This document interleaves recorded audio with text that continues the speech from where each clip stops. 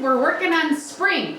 I am doing what my granny used to call stewed potatoes. And we used to have them when we'd go over to her house. I don't know, they're southern.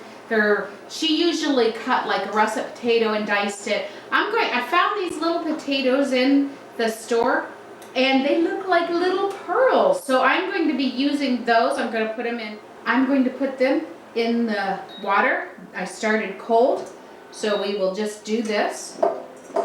And I just want enough water to cover them, to make sure they're all covered.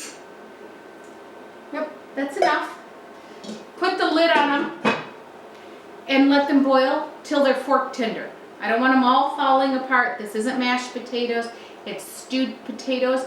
I'm going to do a take on what she used to do, because it was this, some milk, some butter, and a little bit of a thickener, and then that was it, salt and pepper. I'm going to add some chives, some peas, and we're just gonna zhuzh it up a little bit. So come back when these are done and I'll show you how to make them. They're very, very luscious. We're back. So my potatoes are nice and tender. They're not mushy. They're just a little firm. Now what I'm going to do is I have a half cup of water. And I'm going to put in flour, and I'm going to make a thickening. So I make sure it's all no lumps and it's nice, and I put it in a cup because I want to drizzle it in there. I want no lumps. There we go. Then I'm just going to slowly stir while I put in.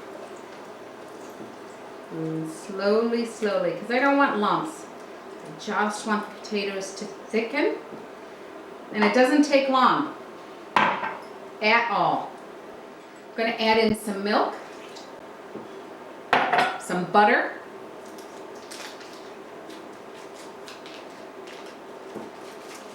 some chives.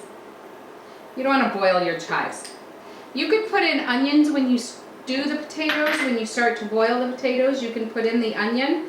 I don't want my chives to be cooked so much, and they're a more tender flavor, a softer, milder flavor the chive is than the onion. I put it in at the end. Then I'm just going to thicken it, and I have peas to add into it. Now my granny didn't add peas. This is spring. What's more springy than peas? And I'm going to separate a little bit out because Mark does not like peas. So I want to make sure he gets some of these.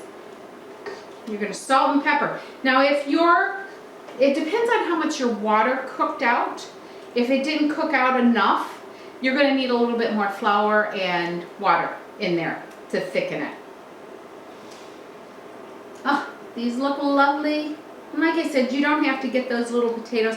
I got them because I fell in love with them. They were like little potato jewels when I went to the store. We're going to let it boil. Come back, I'll add salt. Little salt to it, and I'll add some pepper to it. We'll be right back to add the peas once it's thickened.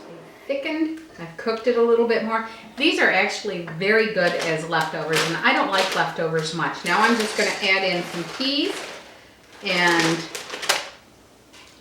stir those around. Oh, this looks lovely. Now I'm going to take a taste. I want to get some peas in here. Ooh. Get on there. Some cream. Even my fingers taste good.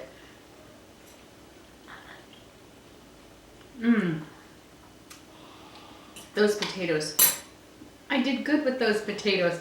They're nice and tender, but not mushy.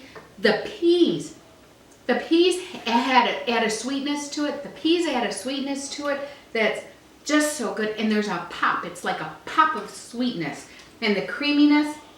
This would be a great dish for Easter if you guys are so inclined with the ham and these. Oh my gosh, you've got two veggie dishes in one, right? For this recipe and more, go to www.justinthekitchen. Remember, like, share, subscribe. Ring the bell for YouTube. Go to YouTube, like my channel there. All right? Thank you. God bless and have a great day.